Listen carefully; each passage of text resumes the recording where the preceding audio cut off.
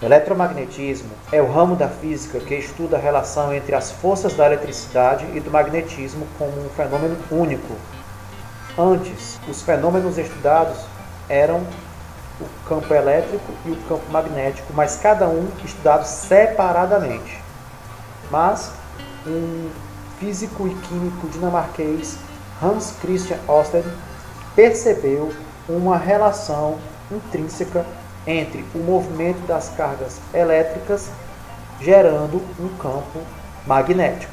Ou seja, se há uma corrente elétrica, há um campo magnético que pode ser gerado ao seu redor.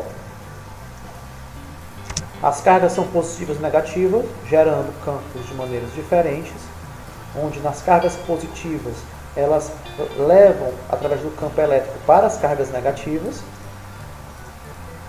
como vocês podem observar. Se as duas forem positivas, há uma repulsão entre essas cargas elétricas. E se as duas forem negativas, também acontece a mesma repulsão. Então o movimento vem sempre da carga da parte positiva para a parte negativa. E aí está o campo gerado pelas cargas positivas e negativas. Já no campo magnético, nós podemos observar o magnetismo, ele sai do polo norte e forma linhas de campo magnético em direção ao polo sul, fazendo exatamente o desenho que você encontra aqui nessa figura. Não é só nos ímãs que nós encontramos o campo magnético.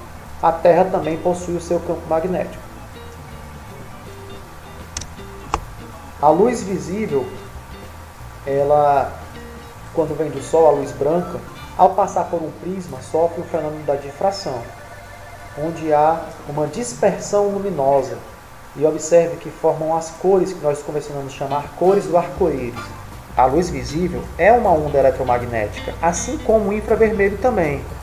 No corpo desse indivíduo, a parte mais quente de seu corpo fica com os tons mais avermelhados, e as mais claras ficam com um tom mais azulado. Outro tipo de onda eletromagnética é o raio-x, que é amplamente usado na medicina para se verificar regiões internas do nosso corpo. E a radiação ultravioleta do tipo A, B e C. Todos são ondas eletromagnéticas. Mas uma certa velocidade é conhecida de praticamente todos, a chamada velocidade da luz. Por ser mais famosa, utiliza-se esse nome. Mas existem outros tipos de ondas eletromagnéticas que se movem no vácuo com a mesma velocidade, que é exatamente 300 mil quilômetros a cada segundo. Toda onda eletromagnética, desde a onda de rádio, um raio-x, uma micro-ondas, radiação ultravioleta e o espectro de luz visível, se move à velocidade da luz, 300 mil quilômetros por segundo, ou 300 milhões de metros por segundo. É o suficiente para se dar 7 voltas e meia na Terra em apenas um segundo. Uma velocidade tão impressionante que, se fosse possível viajar a essa velocidade, tudo ao seu redor estaria parado. Mas nunca vai ser possível, porque é necessário uma energia infinita e que a própria matéria deixaria de existir, se transformando em pura energia. O espectro eletromagnético vai desde as ondas de rádio à radiação gama, onde, nesse sentido, você encontra a frequência aumentando. O que é a frequência? A frequência é a quantidade de vibrações, de oscilações em um intervalo de tempo. E, no sentido contrário, da direita para a esquerda, nós temos aí o comprimento de onda, a distância entre dois picos, que são chamados cristas, ou de dois vales. Então, à medida que ela vai chegando para as ondas de rádio, esse comprimento de onda vai ficando cada vez maior. Nós temos aqui ondas de rádio que podem chegar a 10 elevado a 7 As ondas, radiação de micro-ondas pode chegar próximo a 10 centímetros. Do rádio à luz visível. Nós conseguimos entender as ondas de rádio primeiro que muitos outros tipos de ondas e utilizá-las a nosso favor, principalmente nos meios de comunicação, como rádio, televisão, telefonia, entre outros. Então aqui existe uma onda que está modulada na frequência AM e essa outra onda está modulada na frequência FM. Enquanto que a onda AM tem uma amplitude maior, por isso que é amplitude modulada, a FM tem uma frequência maior e uma amplitude constante, mantendo assim uma maior estabilidade. Porém, a onda FM tem um maior alcance, ela chega mais longe, enquanto que a FM ela precisa ser retransmitida com mais qualidade por outras antenas. As micro-ondas possuem um comprimento entre 0,3 milímetros a 30 centímetros, bem menores que as ondas de rádio, por isso o nome micro-ondas. Bem, como funciona o micro-ondas? Micro-ondas para aquecer alimentos, porque na verdade essas micro-ondas elas são utilizadas em sistemas de comunicação por satélite, também por funcionamento de radares, para identificar a aproximação de uma aeronave inimiga, coisas do tipo. Mas no nosso dia a dia nós estamos acostumados a ver a utilização delas no aquecimento de alimento, né? Então veja aqui, essa primeira figura, nós temos aqui o frango, que ele está dentro do micro-ondas. A princípio as moléculas estão pouco aquecidas, na temperatura ambiente. Mas ao sofrer a elevação de temperatura devido às ondas, a radiação de micro-ondas que age sobre esse frango, sobre o alimento, as moléculas de água presentes nele começam a vibrar com mais intensidade, aumentando seu calor, a sua temperatura na realidade. Então, como funciona o micro-ondas? A radiação de micro-ondas emitida pelo magnétron, que está dentro do micro-ondas, que é o aparelho utilizado para isso, faz com que as moléculas de água que estão presentes no alimento se movimentem. São moléculas polares. A água se movimenta e esse movimento choca uma molécula contra a outra e ela vai causar o quê? O aquecimento do alimento. E muito cuidado, colocar alumínio, vasilhas de alumínio dentro do micro-ondas para aquecer o alimento pode causar graves danos, até incêndio. Porque o alumínio ele vai refletir de volta a radiação que foi emitida. O infravermelho é um tipo de radiação eletromagnética que apresenta uma frequência menor que a da luz vermelha no caso. E a luz vermelha nós conseguimos enxergar. Mas, então quer dizer que o infravermelho está quase dentro do espectro de luz que nós podemos ver, mas ainda não está. Ele não é uma radiação ionizante, ou seja, não oferece risco à saúde humana. Pode ser utilizado para várias coisas, vou dar aqui alguns exemplos, pelo menos 3. O primeiro, pode ser usado para detectar a temperatura de objetos distantes, e por essa razão é muito útil na astronomia. Também pelo exército, pelas forças armadas. Então uma estrela distante vai emitir uma radiação, e o infravermelho ajuda a captar com mais qualidade. E o exército ele tem binóculos que conseguem verificar o calor de um corpo, em um determinado ambiente. Então nós seres humanos temos a temperatura próxima a 37 graus. E na vegetação, à noite, a temperatura pode estar abaixo de 20, 30 graus e o nosso corpo se destacaria nela. Então mesmo à noite é possível ter uma visão noturna com equipamentos que utilizam o infravermelho. Também mísseis teleguiados são programados para seguir a radiação infravermelha das turbinas de aviões inimigos. A turbina está girando, ela está aquecendo pelo atrito entre o material da turbina e esse aquecimento natural que acontece vai servir de atração para os mísseis que têm infravermelho teleguiados. As fotografias térmicas são utilizadas na medicina para diagnosticar, por exemplo, a aterosclerose, que é um tipo de doença, onde há o bloqueio dos vasos sanguíneos. Por isso é possível perceber a região do corpo que está mal irrigada pela presença de menor temperatura. Falaremos agora da luz visível, que é a parte da radiação eletromagnética ou ondas eletromagnéticas que nós estamos mais familiarizados, pois a nossa visão funciona captando essas cores, que têm frequências específicas, que têm um comprimento de onda específico. O comprimento de onda vai de 700 nanômetros para a cor vermelha a 400 nanômetros para a violeta. Lembrando que nanômetro significa 10 elevado a menos 9. É o 0, com mais 9 casas decimais. Muito bem. Esse é o Vlavav. Ele é um personagem de um programa educativo científico dos anos 90, que é chamado O Mundo de Bikman. Esse personagem, ele é hippie e ele gosta de se vestir com cores excêntricas, de preferência todas as cores possíveis do arco-íris. E o seu nome é Vlavav, não é à toa, porque Vlavav significa justamente o espectro de luz visível que nós temos. O vermelho, laranja, amarelo, verde, azul, o azul anil e o violeta. O vermelho possui um comprimento de onda muito maior que o violeta. O que isso quer dizer, professor?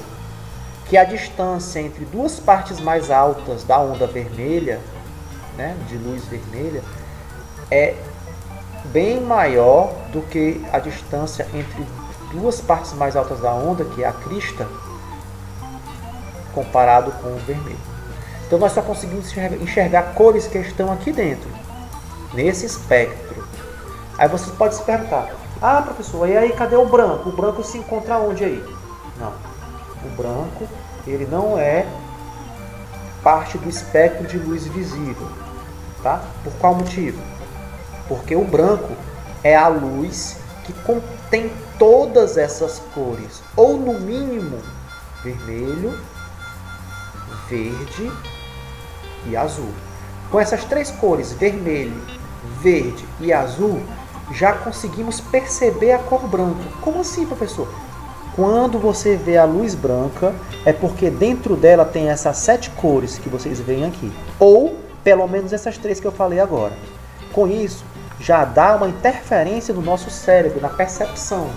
E nós vamos entender que aquilo é o branco. Mas o branco, então, significa a presença de todas as cores, ou a presença do vermelho, verde e azul. Sistema RGB, Red, Green, Blue, em inglês. Aqui no visual, nós conseguimos observar que a distância entre dois pontos mais altos da luz vermelha é maior do que a distância entre dois pontos mais baixos da luz violeta, por conta do comprimento de onda ser maior. Mas observe que a luz violeta ela faz muito mais oscilação até chegar no final da figura do que na primeira, que é o vermelho. Certo? Significa que a frequência do violeta é muito superior que a frequência do vermelho. Professor, e por que ele sofre esse desvio, vamos falar assim? Justamente por possuírem comprimentos de ondas diferentes e frequências diferentes. Ao passar por esse prisma, vai fazer sim essa dispersão luminosa no final. Observe, dentro da luz visível, comprimento de onda 700, 600.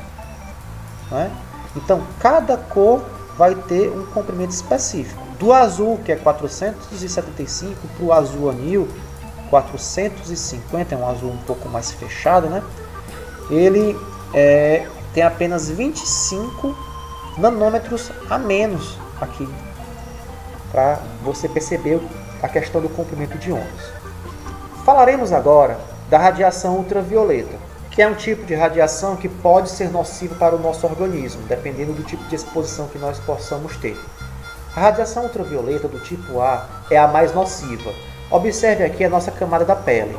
Nós temos a epiderme, que é a camada mais externa, mais de fora, superficial, a derme, que é a camada intermediária, e a hipoderme é a camada mais profunda.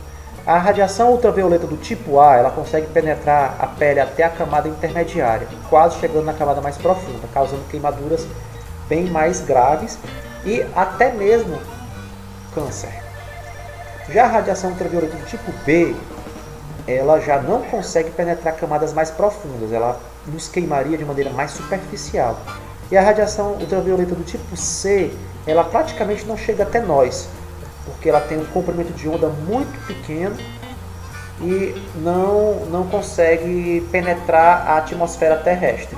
Lembrando que a camada da atmosfera terrestre que protege a gente da radiação ultravioleta é a camada de ozônio, certo?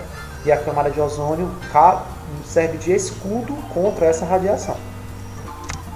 Mas os gases do aquecimento global do efeito estufa estão destruindo, causando buracos enormes nessa radiação.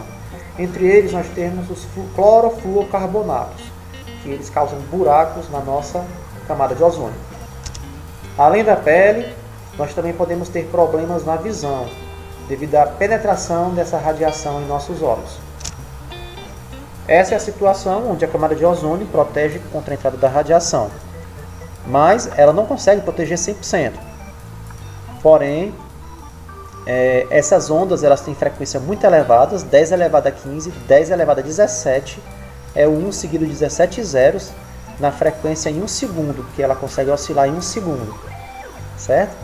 E nesse exemplo nós também observamos o UV extremo, que por exemplo os astronautas eles enfrentam essa radiação extrema quando estão no espaço.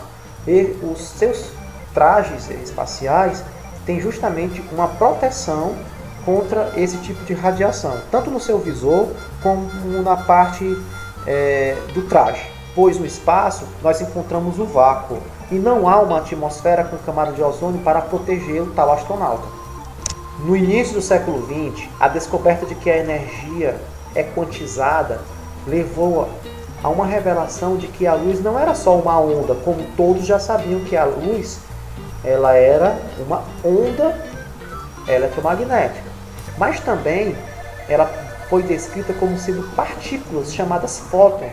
Esses fótons, pequenos pontinhos encontrados aqui, são pacotes de energia discretas, sem matéria, onde deu origem à palavra quanta de luz. Essa energia pode ser transferida para átomos e moléculas quando os fótons são absorvidos.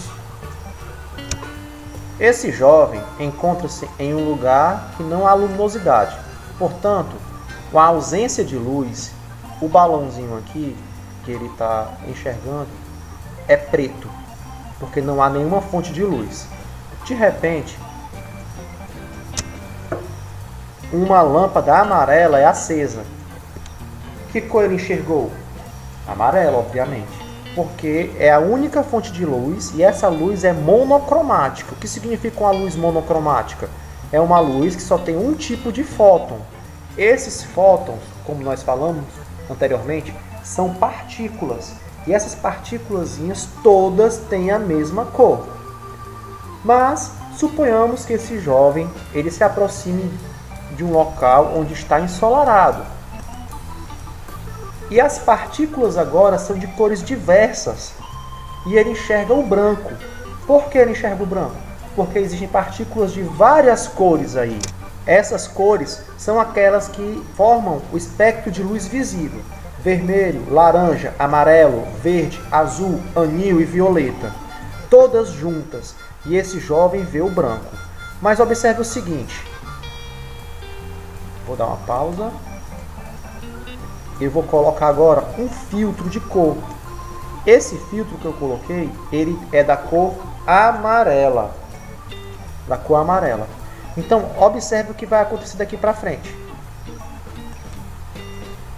O jovem passa a enxergar agora a cor amarela também. Por qual motivo? Porque a luz branca, com todas as cores do espectro de luz visível, não conseguem passar por esse filtro de cor amarelo. Ele permite apenas que a luz amarela, os fótons amarelo, passem por ele. O que não for amarelo, fica retido. A mesma coisa acontece se eu colocar o filtro nessa cor azul escura. Veja, a partir de agora, o amarelo vai ficar retido na luz branca, do lado direito, e vai passar apenas o azul escuro para a visão do indivíduo. E esse jovem vai passar a ver o azul apenas. Então o filtro de cor funciona dessa forma. Veja esse filtro vermelho escuro.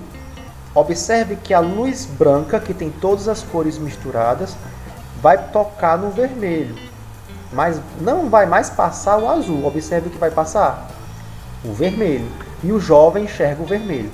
Bom, vocês já devem entender como é que funciona um filtro de cor. Essa luz vermelha aqui é uma luz monocromática, porque é formada por uma única cor, correto? E essa luz aqui ela é policromática, a luz branca, porque ela é formada por várias cores. Estudaremos agora o sistema RGB. O que significa RGB?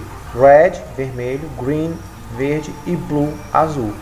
Eu vou ligar essas luzes e nós vamos observar como o jovem observa essas cores. Se eu ligar a luz vermelha, evidentemente que ele vai ver o vermelho. A mesma coisa acontece se eu ligar as outras cores separadamente. O verde e o azul. Pronto. Acontece que eu vou ligar o verde e o azul ao mesmo tempo. Essa cor que o jovem está vendo é o ciano, que é a mistura entre o azul e o verde. Agora eu vou desligar o azul e vou ligar o vermelho.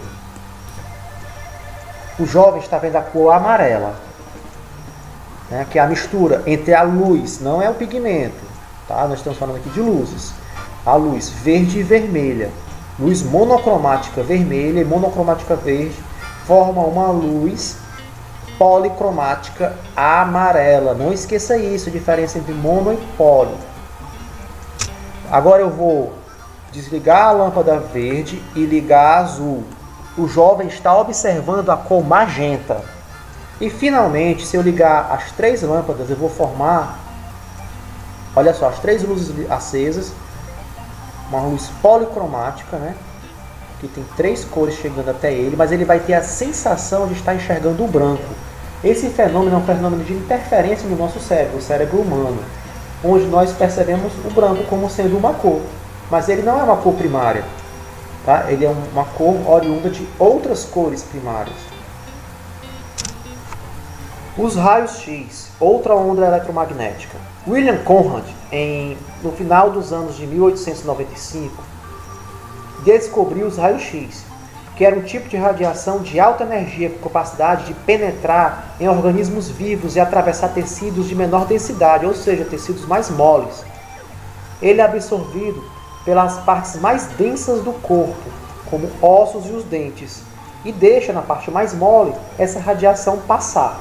Um dos principais usos do raio-x hoje são as radiografias, tanto para verificar se houve a luxação, a fratura de ossos e de juntas dos membros, ou também analisar problemas pulmonares e até na coluna.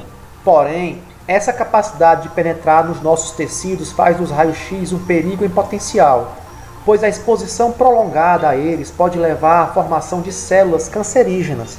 Por isso que pessoas que trabalham com radiografias usam aventais de chumbo, porque o chumbo não permite que essa radiação atravesse. No tempo de Conrad, em 1895, a radiação era mais bruta, menos controlada.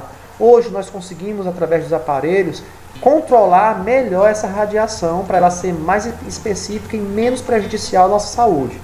Porque cada um de nós temos uma cota de radiação do tipo raio-x, que é um tipo de radiação ionizante, para o nosso organismo. Ao extrapolar essa quantidade X de radiação, vai causar danos ao nosso organismo.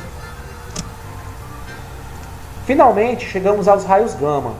São raios de alta frequência, mas eles são também utilizados para tratamentos médicos de algumas doenças.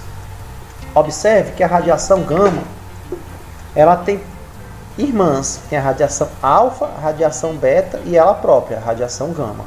A radiação alfa, ela não consegue nem ultrapassar a superfície de um papel. A radiação beta atravessa a superfície do papel, mas não a do alumínio. E a radiação gama consegue ultrapassar tanto o papel quanto o alumínio e é detida apenas no chumbo. Tanto o raio-x como a radiação gama, eles podem causar, aqui é o DNA humano, fraturas, quebras no DNA. E essas quebras podem ser irreparáveis, gerando assim problemas na nossa saúde, inclusive câncer. E isso pode ser passado até para os nossos descendentes. As telecomunicações, as ondas de rádio. Nós temos a do tipo AM, que significa amplitude modulada, como eu mencionei antes, que está nessa frequência aqui, de 540 kHz a 1600 kHz. São ondas que têm um alcance maior, mas têm menos qualidade. Elas não necessitam de antenas para sua transmissão. Veja, está aqui a torre de transmissão.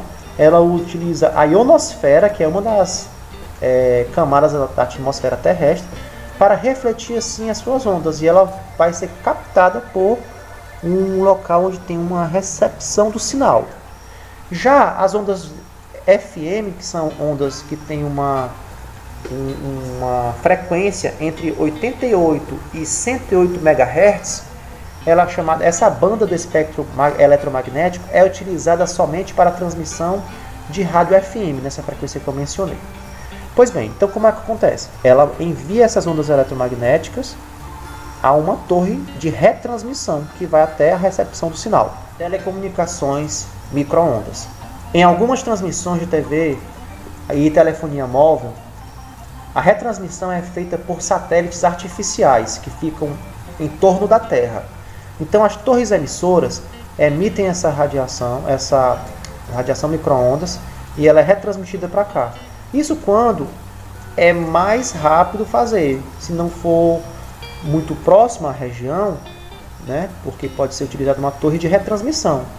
Mas se for do outro lado do mundo, a Copa do Mundo ou então as Olimpíadas no Japão em 2021, e aí eles utilizam a radiação micro-ondas que vai para o satélite e retransmite para o outro lado do planeta e vice-versa.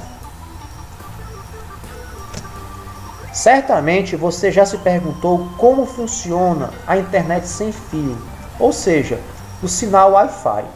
A rede Wi-Fi conta com um roteador, todo mundo sabe, aquele que fica sobre o móvel na sua casa, que ele emite uma onda. Essa onda, lógico, evidentemente, chega aos aparelhos como computador, smartphones, tablets, impressoras, entre outros, sem fio, né, só pela radiação. Daí, o roteador, para conseguir fazer isso, ele tem que estar conectado a um certo modem, e o modem a uma rede de internet. E isso tudo na operadora de internet. E é retransmitido para cada um de nós quando o sinal chega em seu destino, que é o nosso equipamento eletrônico. Aplicações da medicina. No raio-x nós já vimos. A radiografia ela pode ser utilizada para verificar regiões internas do nosso corpo. A ultrassonografia funciona de maneira análoga ou parecida com a ecolocalização. O equipamento possui um sensor capaz de detectar as ondas que são refletidas quando tocam nos órgãos ou no corpo que está no interior e refletem. Isso também serve para verificar como que anda o desenvolvimento do feto, das crianças, na gestação, ou também como os tumores estão se desenvolvendo dentro do organismo humano, se regrediram com a quimioterapia ou não, podem fazer radioterapia e tudo mais. Então são formas aplicáveis da radiação em benefício da humanidade através da medicina. É a forma como a física auxilia o mundo moderno. E com certeza, você que adora as redes de comunicação sociais e os seus smartphones, seus computadores, vai dar um like e curtir essa aula hoje. Até a próxima!